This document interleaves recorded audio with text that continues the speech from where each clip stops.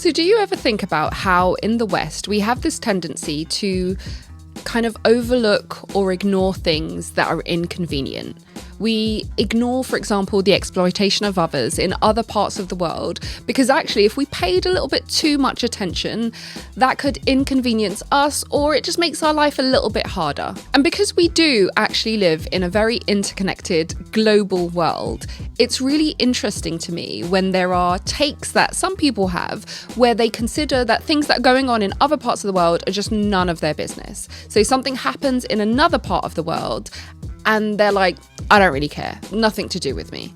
And what's interesting about that is because we live in such a global world, a global economy, and we're so interconnected, more so than possibly any other time in human history, global issues are also local issues. These issues don't exist neither in a vacuum nor in isolation. Containers crossing the sea is something that we take for granted, just as a part of everyday life. It's something so common and so important to the way the world functions, particularly in the West, that we don't even really think about it. You have these container ships going all across the world, all across the globe, packed with everything from bananas to baby formula. But what happens when one of these vital arteries to global trade becomes a war zone?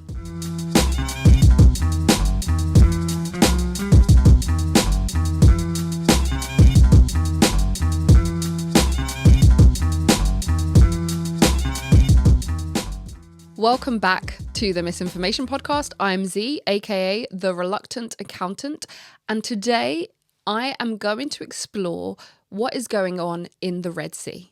If you weren't aware, there is a conflict in the Red Sea between the Yemeni Houthis and international forces, which is creating very real, very expensive ripple effects for you. So to be clear, what you can expect in today's episode, I'm going to unpack a few things. Why cargo ships are avoiding the Suez Canal, how delays in the Middle East are affecting British supermarkets, and what it all means for prices, jobs, and your weekly shop. Okay, let's start with a bit of geography. So the Red Sea runs between Northeast Africa and the Arabian Peninsula, connecting to the Suez Canal.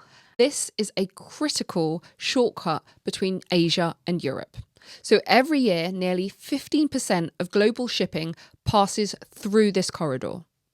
That includes oil tankers from the Gulf, consumer goods from China and India, and food and electronics bound for the UK. So essentially, when a container makes that journey, it is going through some of the most volatile territory in the world. So you may know what this is all about. And if you do, well done, congratulations. I'm sure you're going to comment and tell me everything that I've got wrong down below, and please feel free to do so. But if you haven't heard and you're wondering, well, why is there even a conflict in the Red Sea? If the last time you heard about the Red Sea was when Moses crossed it in the Bible, then let me bring you up to date. So since late 2023, and we'll come back to the date, the Houthi rebels in Yemen have been backed by Iran, and they've been attacking commercial ships in the Red Sea using missiles, drones, and fast boats. You may be wondering why. Well, I'll tell you. They're saying that it's retaliation for Israel's actions in Gaza. But their broader aim is to challenge Western and Gulf dominance of the seas. So you may be thinking, what has anybody done? Well, of course the US is going to get involved if it's to do with global trade and the UK is always going to follow what Big Brother does. So the UK and the US responded with something called Operation Prosperity Guardian.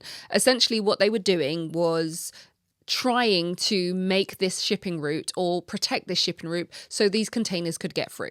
So what they would do is launch like military strikes, they would deploy escorts, but the attacks kept coming. And obviously, from a business perspective, this is not good business. So many commercial shipping giants decided that they're going to have to take other routes. Maersk, I probably said that wrong, but I know you know what I'm talking about. Maersk, Hapag-Lloyd and MSC have all started rerouting their ships to go round the Cape of the Good Hope. What has this done? Well, obviously, it's added thousands of miles, weeks of delays, and millions in costs to these journeys. We've all heard the saying, time is money. So let's get into it. Let's talk a bit about the logistics and what is the impact of this rerouting.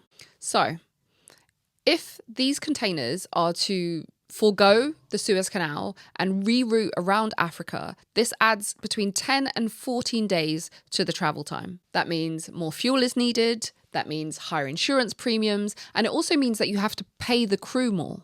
And there's also a knock-on effect of this, meaning there is less space or less capacity in global shipping schedules. And don't get me wrong, this isn't just a logistics problem. It's also an inflationary problem too. And because, let's face it, costs rarely rise in a vacuum.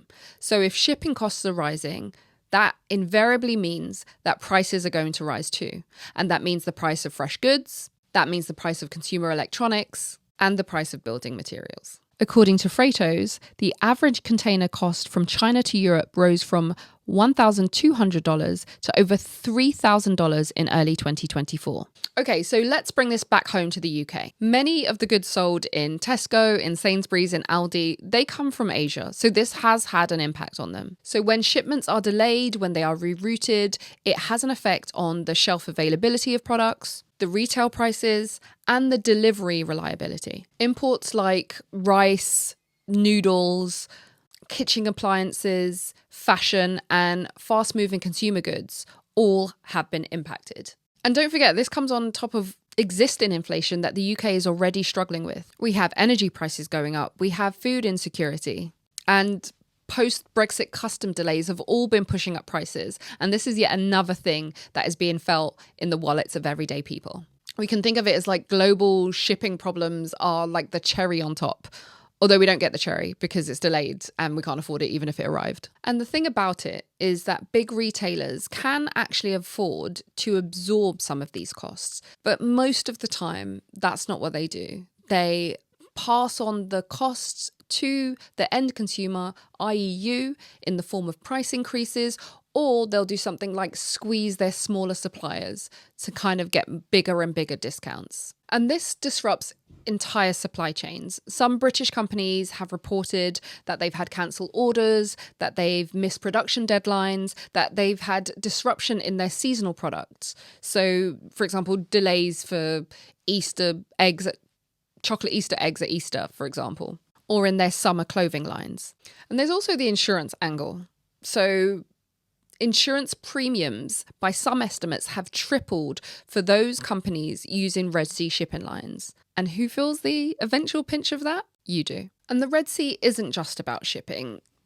Some believe that this is a kind of proxy battleground between Iran and the West. The UK is already involved militarily, and so the longer this goes on, the greater there is a risk of escalation, for example, especially involving Israel and Iran. The more likely is also that oil prices will spike, which obviously has a knock-on effect on the forecourts. And there'll be more pressure that lands on NATO and Western allies, and that includes the UK. So what can we take away from all this? Well, the Red Sea crisis may feel like something that's really distant, but it is here. It's on your supermarket shelves, for example. It's in your online delivery delays that you're experiencing. It's at the petrol pump.